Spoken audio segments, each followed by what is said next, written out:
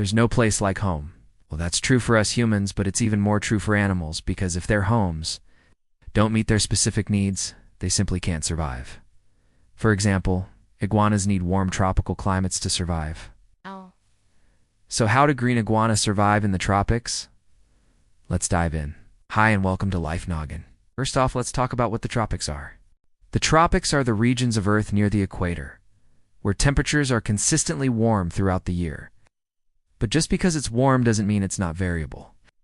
Tropical climates have average temperatures between 73 to 86 degrees Fahrenheit or 23 to 30 degrees Celsius. However, daily temperatures can vary by up to 9 degrees Fahrenheit or 5 degrees Celsius. Not only that, but there's also lots of rainfall. This makes the tropics a great place for plants to grow, which of course means there's plenty of food for iguanas to eat. That's one way that green iguanas are able to survive in the tropics. But it's not just the food that helps them survive. There are tons of other factors that affect how iguanas survive in the wild, like predation, competition, disease, and parasites. One of the biggest threats to iguanas is other animals that want to eat them.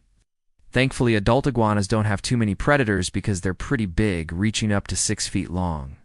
Even anacondas sometimes leave iguanas out of their diet because of this. However, young iguanas are more vulnerable to predators. Luckily for them, they get to be little tree dragons doing zoomies in the safety of the trees. Their sharp claws help them grip onto branches and leaves, while their prehensile tails help them balance. This also helps them escape from terrestrial predators. And their good eyesight helps them spot danger on the ground before it spots them. Oh. If an iguana does get injured or sick, it will probably be easy prey for a predator. So. Staying healthy is key to survival. Oh. Although iguanas can suffer from many different health issues like metabolic bone disease, parasites, and bacterial infections, they seem to be generally pest-resistant, which is great because pesticides can harm wildlife. Even if they don't get sick, though, iguanas can still pass away during cold weather. While they can tolerate brief periods of cold, temperatures below 45 degrees Fahrenheit or 7 degrees Celsius can kill them within hours. This is why you often see iguanas sunning themselves on rocks and pavement. They're trying to warm up. But if there isn't much sunshine, they'll seek shelter in buildings, sheds, and even sewers. Hibernation is another way that iguanas deal with cold weather. While they're usually active all year round, iguanas might slow down in the winter when temperatures drop. During hibernation, their body functions slow down to conserve energy until warmer weather returns. So far, we've talked about temperature, but water is also a critical factor for iguana survival. In tropical climates, water isn't usually hard to come by. However, green iguanas need to drink fresh water regularly, especially during droughts. They get most of their hydration from fruits and veggies, but they may also drink rainwater or water from rivers, lakes, and ponds. They're even known to head toward sources of moving water when it rains.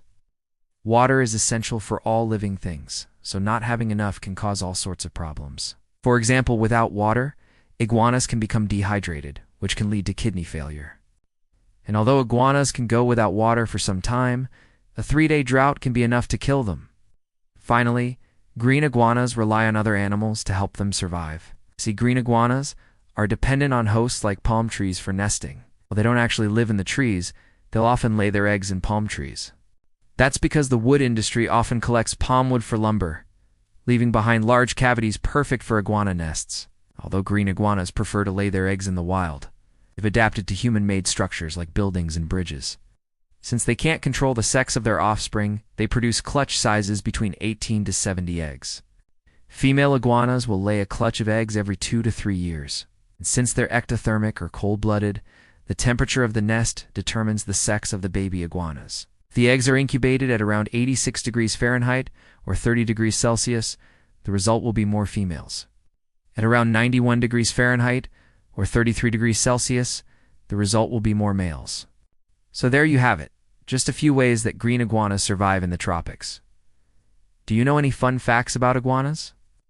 Share them below. And don't forget to keep on thinking.